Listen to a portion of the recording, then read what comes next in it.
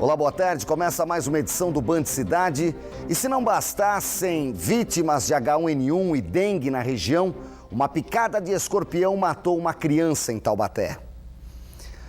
A tragédia aconteceu ontem no bairro Parque Santo Antônio. A vítima estava em um condomínio que é cercado por terrenos abandonados.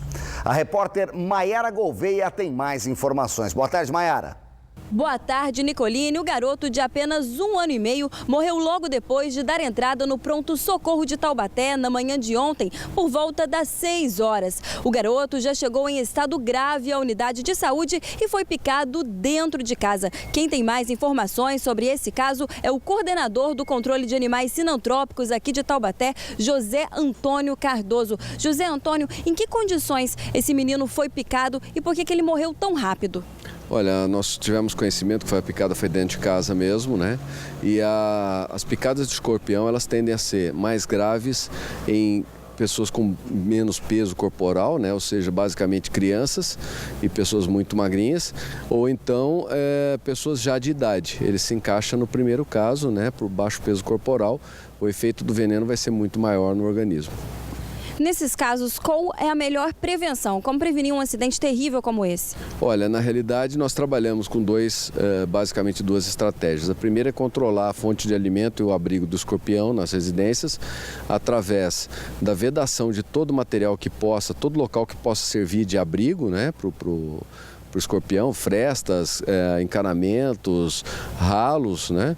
E também controlar a população de baratas, não esquecendo jamais dos cuidados básicos necessários, no sentido de manter em locais onde você tem a presença de escorpião, basicamente em toda a região do Vale do Paraíba, os brinquedos devem ficar guardados em recipientes fechados, conferidos diariamente pelos pais ali, antes da criança brincar e logo após brincar, antes de guardar.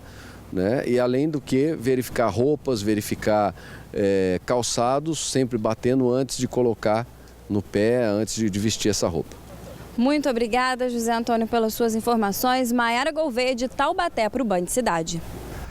Essa foi a segunda morte registrada na região em menos de 6 meses. Ano passado, uma criança de 4 anos de idade foi picada no braço em São José dos Campos. A vítima foi socorrida, recebeu soro, mas não resistiu.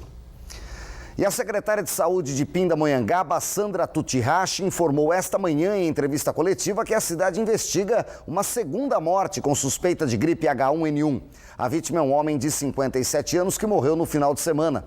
Foi coletado material, foi enviado para o Instituto Adolfo Lutz, que já investiga a morte de um garoto de 2 anos. O resultado deve sair em 15 dias. Além disso, não há remédio para atender todos os pacientes que recebem indicação do medicamento Tamiflu. Na coletiva, a secretária de Saúde confirmou outros 17 casos suspeitos da gripe.